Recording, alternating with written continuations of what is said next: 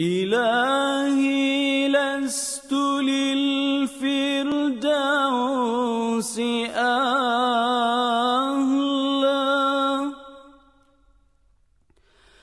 ولا أقوى على نار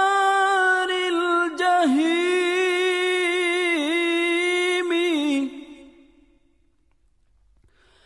فهب لي توبة واغفر ذنوبي اغفر ذنوبي اغفر ذنوبي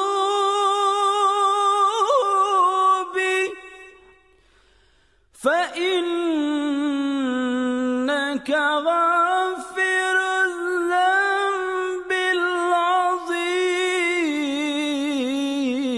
العظيم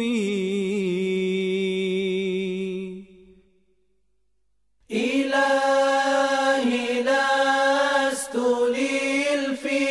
للفردوس أعلى ولا أقوى على نار الجحيم الله فهب لي توبة واغفر ذنوبي فإنك غافر الذنب العظيم Tuhanku, aku tidak layak untuk syurgamu, tetapi aku tidak pula sanggup menanggung siksa nerakamu. Dari itu kurniakanlah ampunan kepadaku, ampunkanlah dosaku. Sesungguhnya Engkaulah pengampun dosa-dosa besar.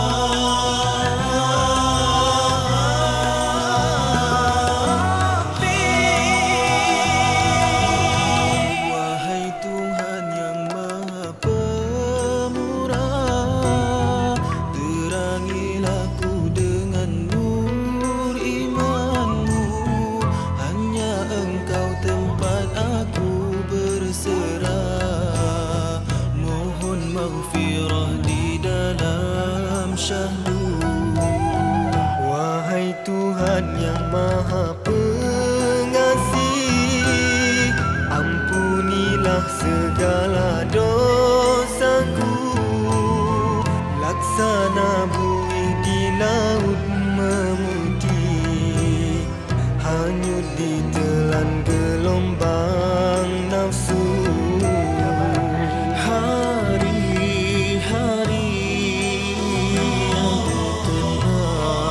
aku lalui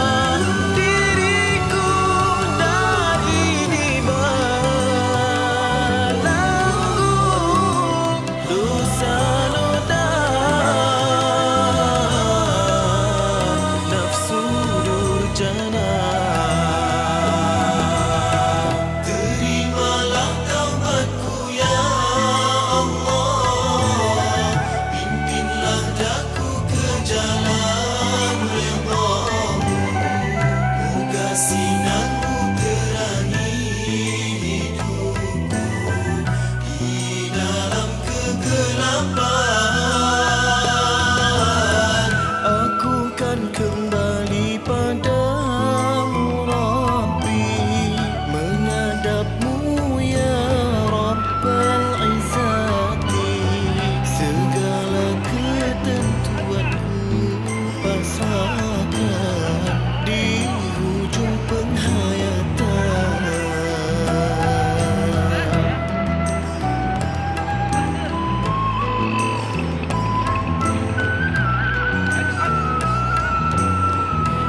Ingin aku kembali kepada fitrah insani. Tak sanggup ku jelajahi rimba duniawi. Bebaskanlah diriku dari dibelenggu dosa noda nafsu durjana. Wahai Tuhan yang Maha Pengasih, ampunilah segala dosaku. Laksana bumi di laut berputih, hanyut di telan gelombang nafsu.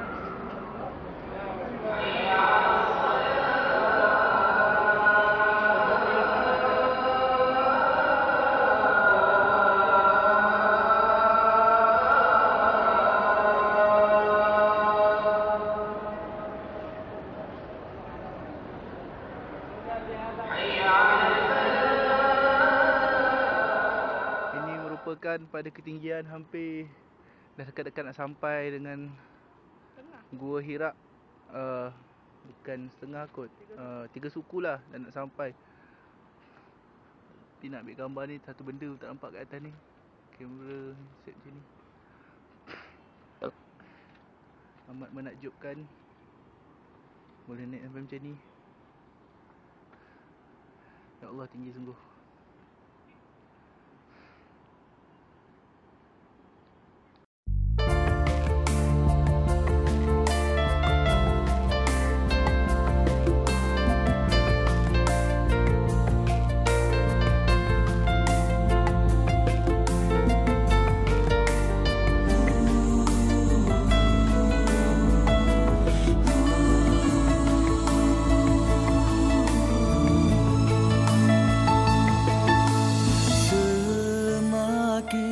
Jauh ku darimu, semakin dekat pula kau menghampiri daku. Oh Tuhan yang Maha Pengasih, siapalah diriku di pandangan-Mu. Semakin cuba ku dekati, semakin kuat pula kau mendugai aku. Oh Tuhan yang Maha Sempurna, kerdilnya diriku di hadapan-Mu. Bagaimanakah nantinya jika berhadapan denganmu? Sudikah kau menerima hamba-Mu yang hina ini? Ya Allah, Kau Maha Pengampun.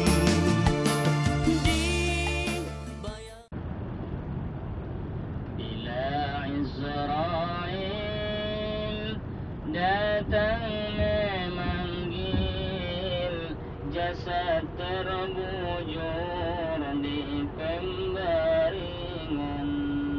Bila Azrail datang memanggil, jasad terbujur di pembaringan. Seluruh tubuh akan menggigil, sekujur badan kan kedinginan.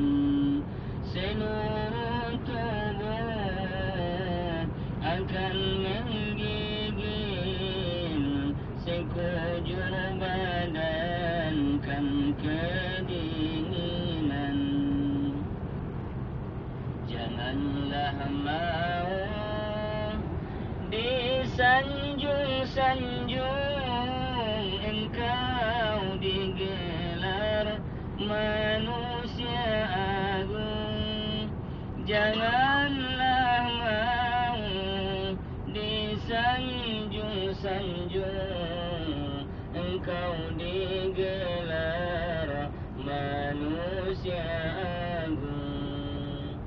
Sadarlah diri, tahu diuntung, sebelum masa kerandai diusung. Sadarlah diri, tahu diuntung, sebelum masa kerandai diusung. Tiada lagi gunanya harta, kawan karib, sanak saudara. Tiada lagi gunanya harta, kawan karib, sanak saudara. Tiba masanya insaflah diri, selimut putih pembalut badan. Tiba masanya insaflah diri, selimut putih pembalut badan. Tinggal semua yang dikasihi, bahagialah hidup sepanjang jalan. Tinggal semua yang dikasihi, bahagialah hidup sepanjang jalan.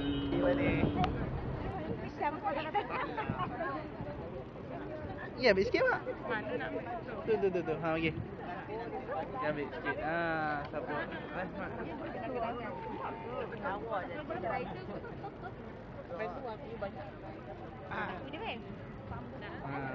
Muka mak.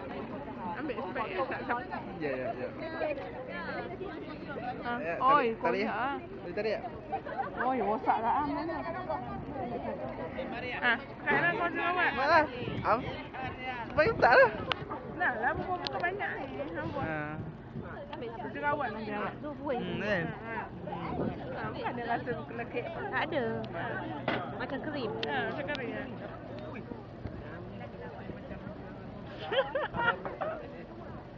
Tak ada mak nak buih yang deragat. Lawa awak ni. Dah. Kalau takut benar pun lagi ya. Ada. Dah tu. Dan dia akan beri dengan $5 satu. Habis dah, weh. Rata-rata. Dia jawab sebab hilang. Bawah boleh minum. Boleh rasa. Apa nama tahan? Kalau tak diminum-minum dia boleh tahan. Kalau diminum habis boleh tahan. Dan kita baca doa bersama dulu ya. Bismillahirrahmanirrahim. Bismillahirrahmanirrahim. Allahumma barik li. Allahumma barik li fihi Wazidini. wazidni Minhu. Minho. Siapa yang memilih bintang dan silakan yang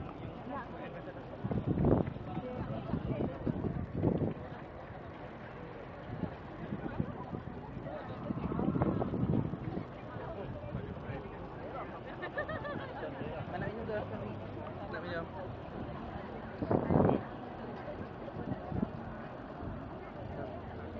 Hafiz balik jadi model Hafiz. Mak bergoyang tu, tanpa parut tu. Yang dalam tu. Dah Buddha dah mak. Pandai lah. Dah umur 30 tahun dah. Balik ayah tak kenal. Betul ke ni? Orang Mahmudi tu je. Alhamdulillah jemaah sekalian telah sampai di ladang onta dan jemaah sekalian telah berpose-pose dengan susu onta, bahkan ada yang menyapukan bui onta ke muka mereka supaya nampak awet muda. Memang inilah kelebihan Contoh aku lah susu onta ini. awet muda. Kita tengok dan kita lihat sedang saksikan semua jemaah-jemaah telah menyapukan susu onta di tangan dan di kulit mereka. Karena susu onta ini apabila kita sapukan di kulit kita, insya-Allah dia akan menjadi tegang dan menjadi awet muda. Itulah di antara salah satu kelebihan susu onta. Beli nak beli. Ini adalah tangga Kaabah.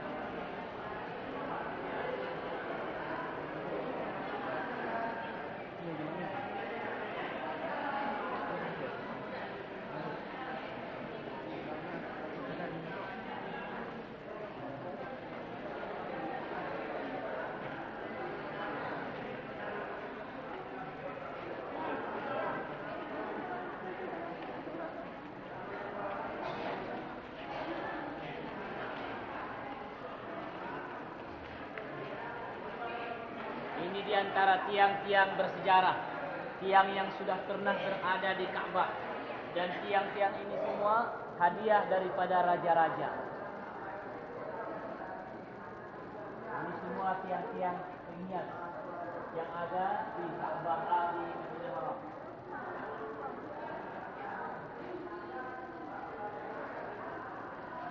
Mari sambil berjalan. Kawasan Pancuran Emas.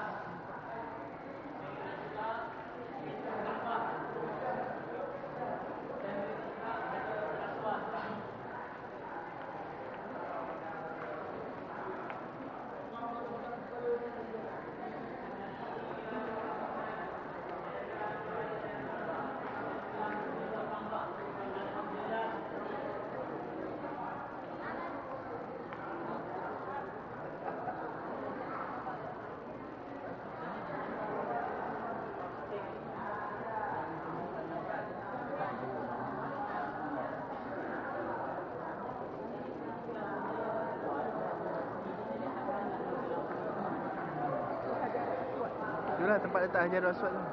Ini Hajarul Aswad.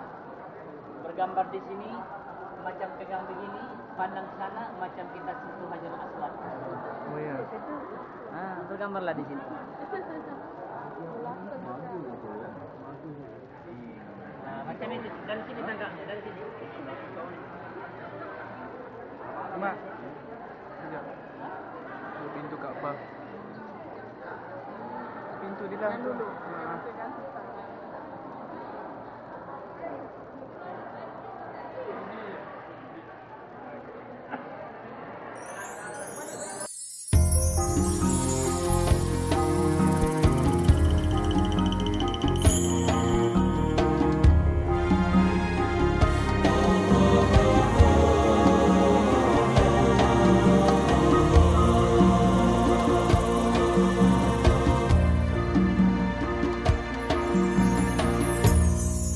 Indah dunia yang mempesona, bagai dian terang menyala sehingga terlupakan padam akhirnya.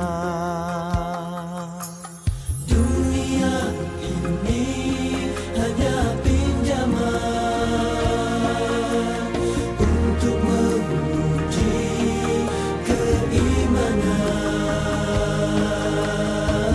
Akhirat nanti yang menentukan balasan syurga ataupun neraka.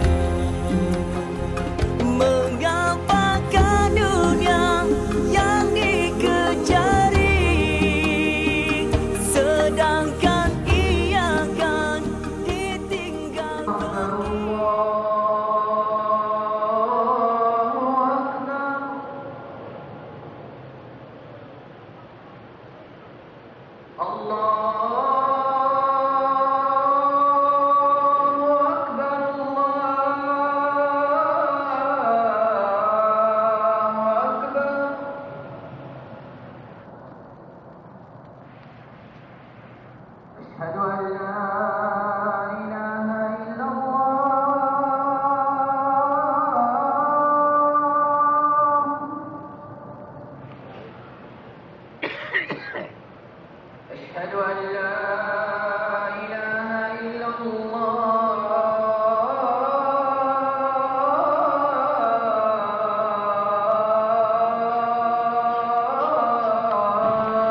Subuh terakhir di Mekah pada hari terakhir sebelum akan ke Jeddah.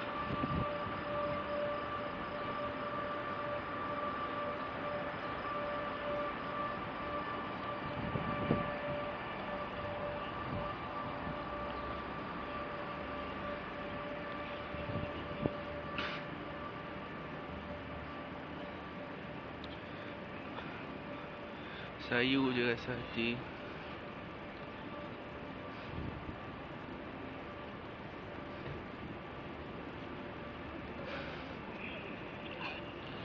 Jam menunjukkan pukul 4.50 pagi.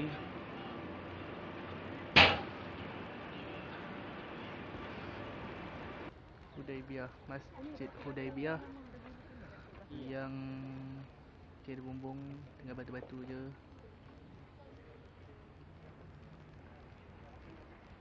Perjanjian Hudaibiyah di sini.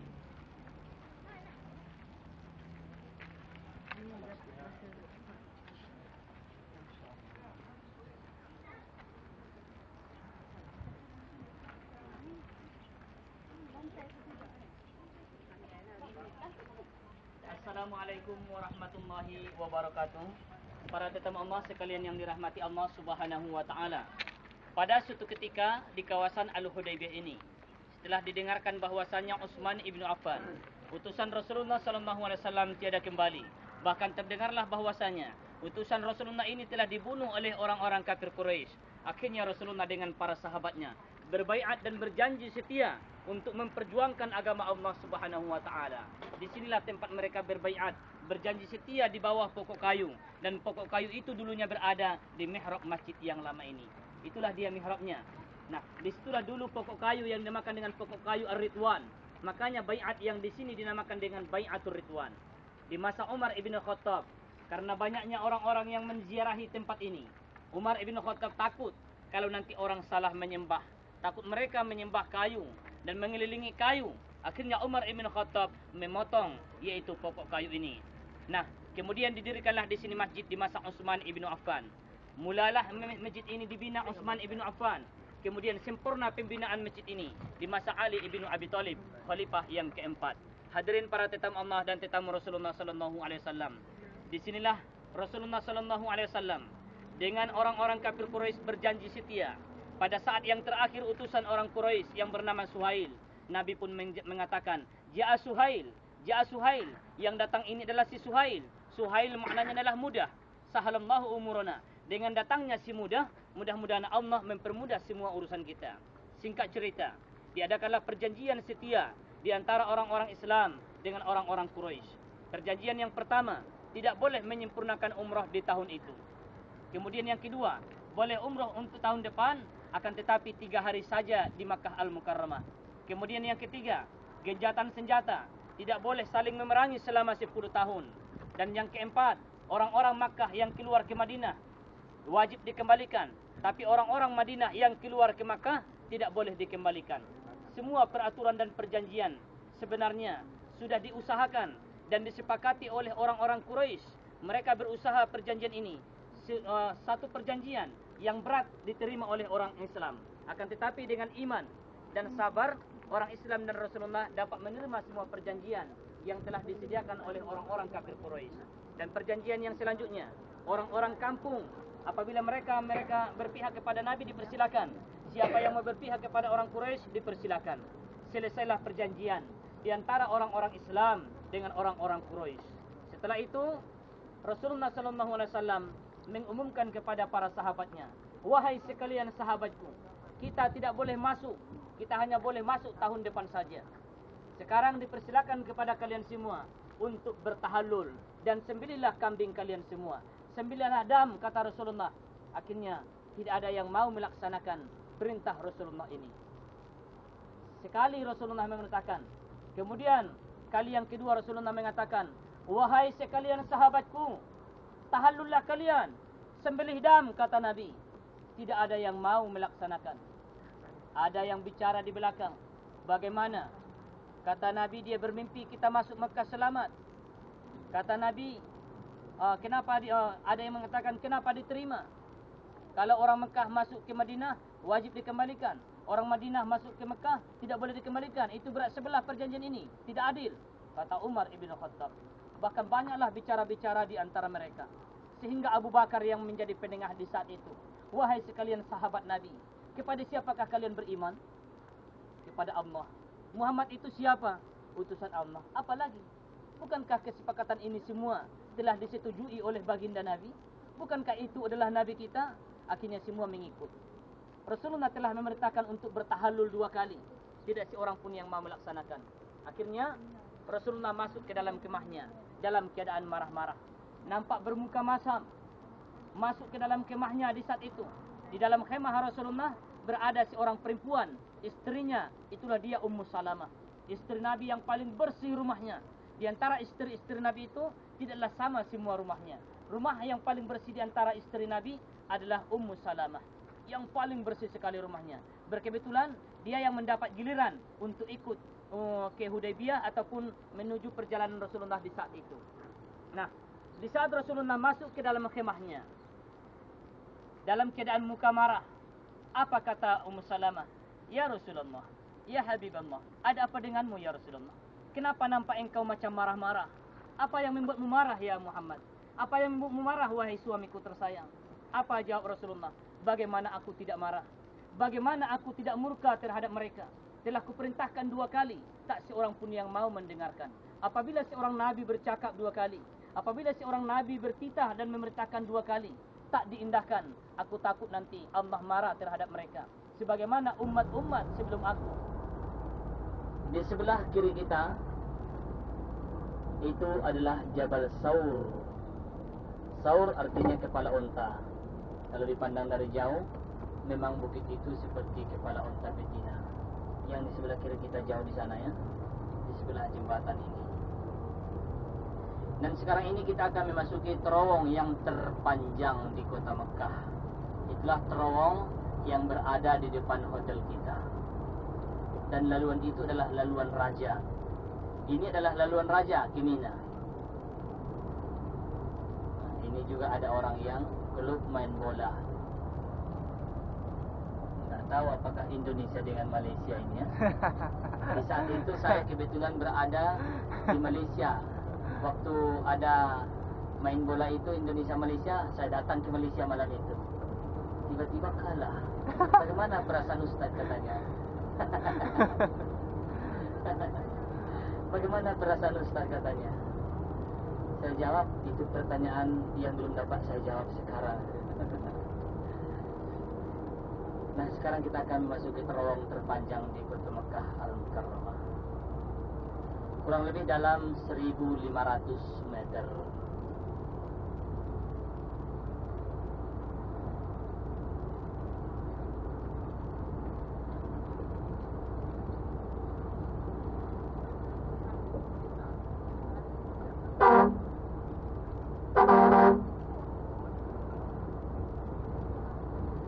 Dari sekarang pastikan barang-barang Anda, handphone yang terpakai, kamera yang digunakan, dan susu onta yang dibelikan, begitu juga buah tangan seperti tasbih yang dari Hudaybiyah itu, jangan sempat terlupa di bas ini, karena bas ini akan meninggalkan kita.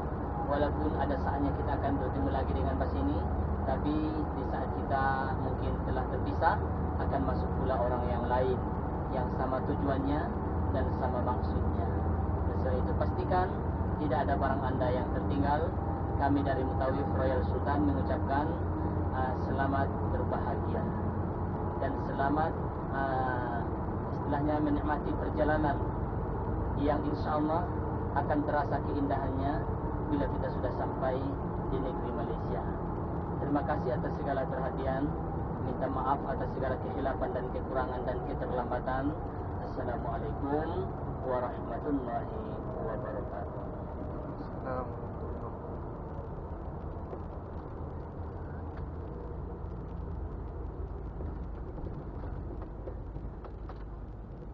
Itu Burj Sultan.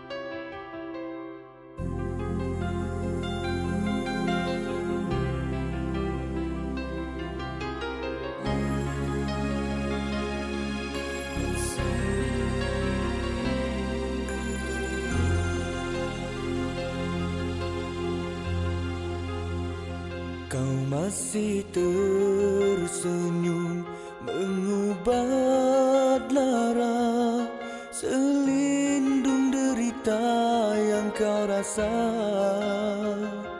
Senyuman yang mententeramkan setiap insan yang kebimbangan.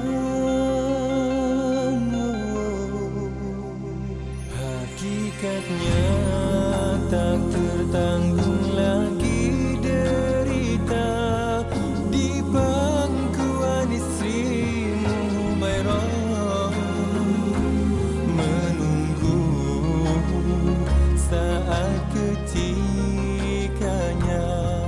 diangkat rohmu bertemu yang esa.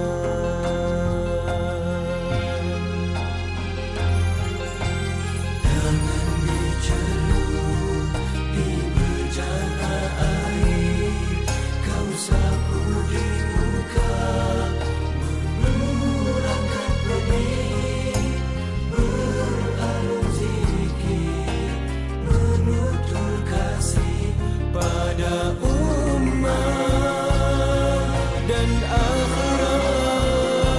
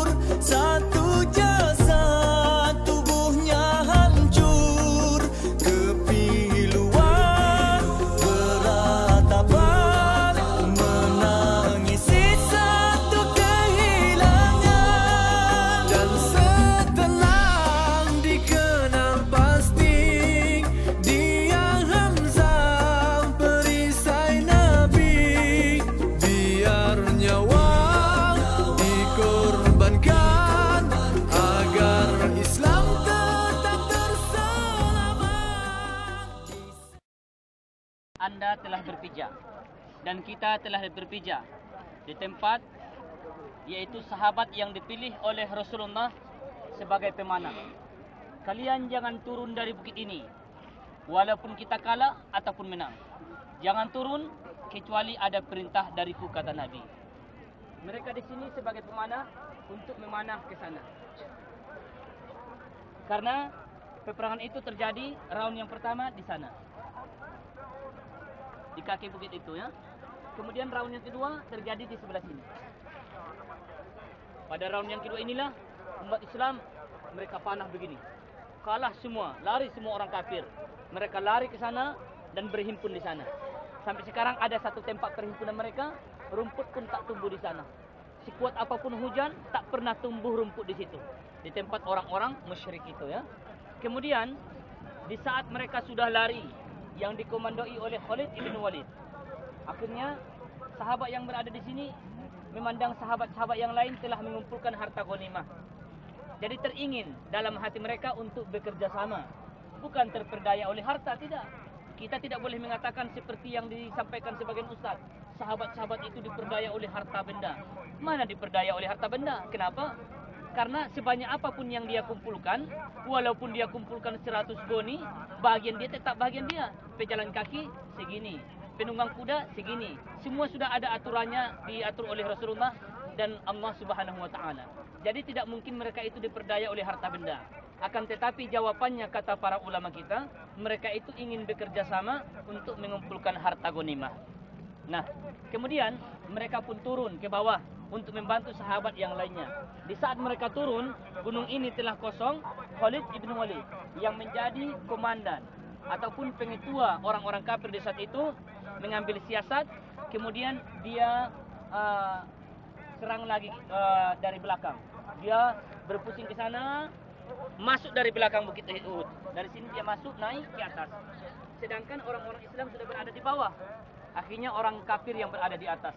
Di saat itulah peperangan yang membuat Sayyidus Syuhada, penghulu sekalian orang yang syahid ialah Hamzah, meninggal dunia di sebelah sana. Di sana dulu ada surau kecil. Surau kecil ini sebagai tanda disitulah jasadnya Hamzah terbunuh. Dan disitulah dadanya dibelah oleh Hindun, seorang perempuan, dan dia makan hatinya. Bukanlah dimakan sampai ke perut, dia gigit lah. Nah, round yang ketiga di sini, pada round yang keempat Rasulullah terjatuh. Rasulullah terjatuh ke dalam lubang. Lubang itu berada di sana. Di depan kubur ini lubang itu berada ya. Kemudian round yang kelima terakhir, ada nampak tak menara Masjid Putih di sana? Disitulah yang kelima, yang terakhir. Di saat itu Rasulullah bersembunyi ke dalam gua Uhud. Kemudian dibantu oleh sahabatnya, dan disitulah kaki Rasulullah berdarah juga. Itulah kisah yang pernah terjadi di kawasan Bukit Uhud ini. Nah, setelah Rasulullah bersembunyi ke dalam gua, Rasulullah tak nampak lagi. Iblis pun turun menjelma menjadi manusia dan mengatakan Muhammad telah mati, Muhammad telah mati, Muhammad telah mati. Semua sahabat hilang semangat. Mereka hilang semangat. Buat apa lagi kita perang kalau Muhammad telah mati? Akhirnya Rasulullah keluar dari dalam gua. Setelah Rasulullah keluar dari dalam gua, dia mengatakan, siapa yang mengatakan saya sudah mati? Saya adalah Muhammad Rasulullah. Mendengarkan kalimat Muhammad Rasulullah ini, orang-orang kafir pun sudah takut. Tadinya katanya sudah mati, tiba-tiba itu muncul Muhammad. Akhirnya tadi mereka gembira, datang Rasulullah, hilanglah semangat mereka pula. Jadi mereka itu kalah bukan karena kalah perangnya, tidak, tapi mereka kalah dikalahkan Allah dengan hilang semangat. Disebabkan karena mereka melihat yaitu Rasulullah rupanya masih hidup, yang tadinya mereka mengira sudah meninggal dunia. Akhirnya mereka pun lari dan lari sejauh-jauhnya. Disitulah Allah memenangkan orang Islam dengan memberikan semangat dan mengalahkan orang kafir dengan hilang semangat. Itulah kisah yang pernah terjadi di sini, dan disinilah yaitu tempat 40 sahabat. Kata guru saya, kalau ada seorang yang penakut, jiwanya tidak pernah pemberani, anak-anak makan sikit. Saya sudah pernah makan ini. Nah ya, tanahnya ini, itu yang saya dengarkan dari guru ya. Kalau mau kuat, berani, makan sikit. Tapi lelaki lah, nanti perempuan terlalu berani pula sampai suami lari dari rumah. Ya. Nah, jadi itulah kisah yang ada di sini. Kemudian 70 sahabat itu dimakamkan di sana. 70 sahabat dimakamkan di sana. Puluhan tahun setelah itu terjadi banjir. Nampak kembali muncul semua jasad sahabat itu. Tergores kakinya masih berdarah. Sudah puluhan tahun. Dipindahkanlah kubur mereka ke kuburan yang sekarang. Nih. Nah, ini kuburan yang sekarang ya. Sekarang kita akan bersalam kepada mereka. Selepas itu kita akan, siapa yang mau shopping dipersilakan ya. Saja kita bacakan salam. Assalamualaikum. Assalamualaikum. Ya syuhada. Ya syuhada. Uhudin. Uhudin. Assalamualaikum. Assalamualaikum. Ya nujaba. Ya nujaba. Assalamualaika. Assalamualaikum. Ya amma. Ya amma. Rasulillah. Rasulillah. Sayyidina. Sayyidina. Wa sayyidi. Wa sayyidi. Asyuhada. Asyuhada. Hamzah. Hamzah. Assalamualaika. Assalamualaikum. Ya Ya Mus'ab bin Umair. bin Umair. Assalamualaika. Assalamualaikum. Ya Abdullah. Ya Abdullah. Ibn Jahshin. Ibn Najashin. Assalamualaikum. Assalamualaikum. Bima sabartum. Bima sabartum. Wa ni'ma. Uqbaddar. Uqbaddar. Allahumma. Ajazihim. Anil Islam. Anil Islam. Afdalal jaza. Afdalal jaza. Al-Fatihah.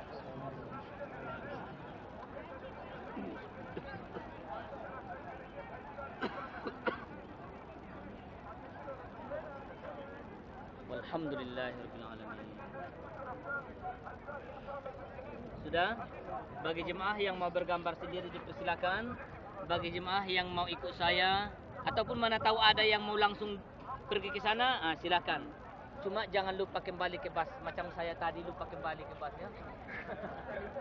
Jadi silakan bagi yang mau tengok rempah-rempah dan daun-daun obat-obatan, di sinilah dia itu yang murah dan di sini saja yang ada. Silakan ikut saya ya.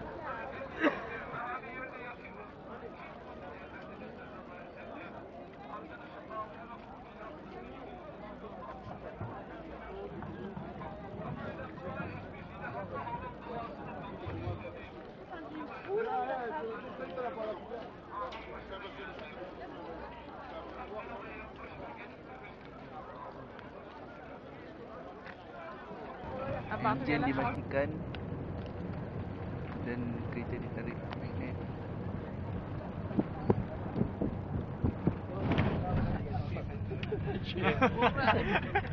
Siap nyanyi lagi. Silakan ya.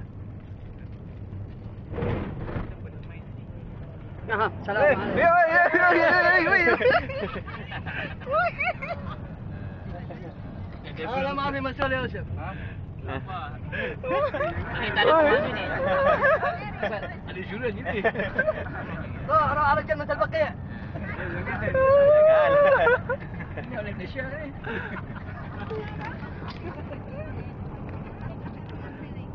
Ya Allah ya Rabbi. Kamu mesti cara ya, Chef. Tak payah break ke? Ayo, Chef. Break. Break.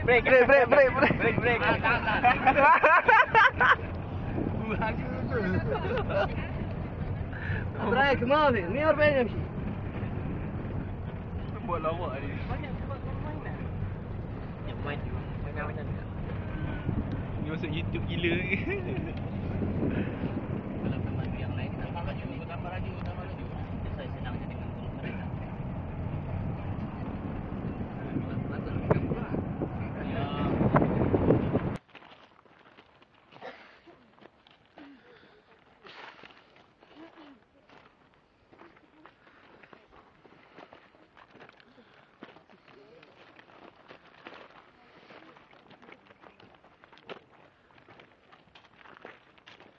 Exercise kat sini mak.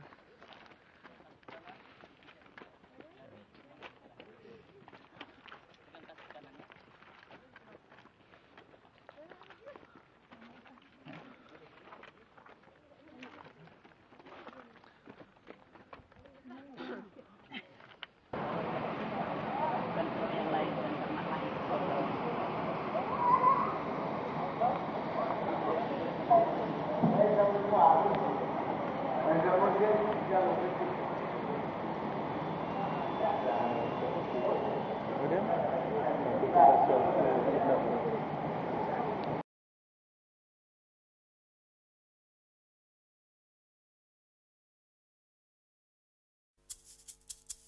Ya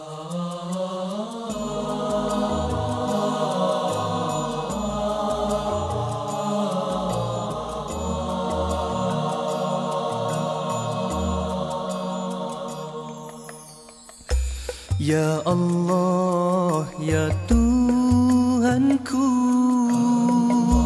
hamba-Mu merindukan rahmat kasih sayang-Mu dan jua keredaan-Mu dalam